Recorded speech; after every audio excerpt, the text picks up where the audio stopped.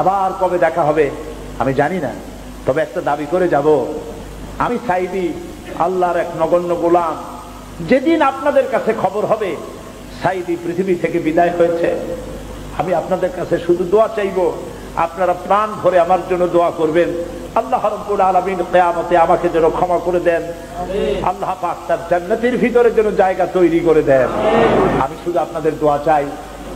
আর কিয়ামতে আমি চাই যারা আমাকে ভালোবাসলেন, যারা আমাকে মহব্বত করেন, তাদের সংখ্যা আমি জানি অনেক অনেক অনেক বেশি। আমি আল্লাহকে বলবো, আল্লাহ আমাকে যারা ভালোবাসে এরা আমার মায়ের পেটের ভাই না, এক জেলার মানুষ নয়, অথচ আমাকে ভালোবাসে শুধু দ্বীনের জন্য। বাংলাদেশে কোরআনের রাজ কায়েম হবে ইনশাআল্লাহ।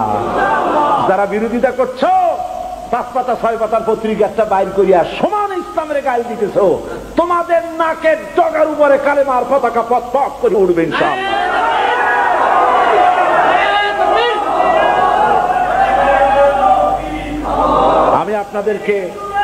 আমি আপনাদেরকে বলবো, বাংলাদেশকে ভালোবাসুন, বাংলাদেশকে ভালোবাসুন, বাংলাদেশকে ভালোবাসুন।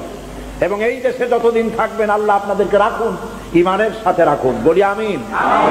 হিন্দু সংস্কৃতিতে ডুবে যাবেন না, মুসলমান পরিচয় বেঁচে থাকুন, বাংলাদেশকে ভালোবাসুন। জীবন এবং মওতের ফয়সালা আল্লাহর হাতে, কারো কোনো ব্যক্তির হাতে মৃত্যুর ফয়সালা নাই। যদি আমার মৃত্যু থাকে কারো গুলিতে আমি শহীদ হব, সারা পৃথিবী পাহারা দিয়া সেই গুলি থেকে আমাকে বাঁচাতে পারবে না।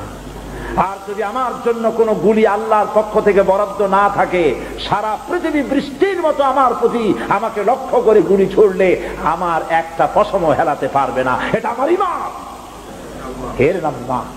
এই ঈমানের উপরে ভরসা করে ভালোবাসুন দেশকে, ভালোবাসুন ঈমানকে, ভালোবাসুন ইসলামকে। আর কথা বলতে শিখুন।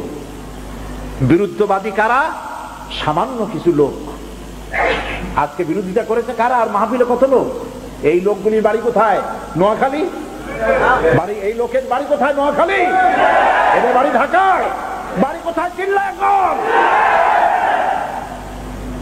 সুতরাং কিছু মদের ব্যবসায়ী আর আওয়ামী লীগের লোকেরা পত্রিকা দিয়ে আগুন জ্বালাইছে, এই ব্রিটেনে এই আগুনে তারা নিজেরা জ্বলে পুড়ে মরবে।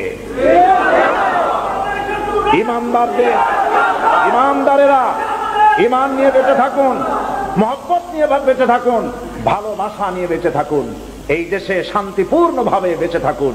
কথা বলতে শিখুন, কথা বলতে শিখুন। যেখানে যে বাধা আসবে আপনি কথা বলুন হকের পক্ষে, সত্যের পক্ষে, ইসলামের পক্ষে। আল্লাহ আপনাদের সাহায্য করবেন। বলেন আমিন।